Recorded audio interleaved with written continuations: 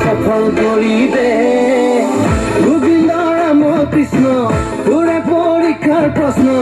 ইমানেই কঠিন সহজ কৰিবে তাকিলি বহল কুবাৰী তাকিলি প্ৰকাণ্ড গাড়ী তাকিলি সুন্দৰী নাৰী মুখ নিদিয় কিয় ফালে দুৰ্বল গতি চিন্তাতে টোপনি ক্ষতি কপালত ঘটিটো দি তোৰ বেয়া নালাগে কিয় ভগৱান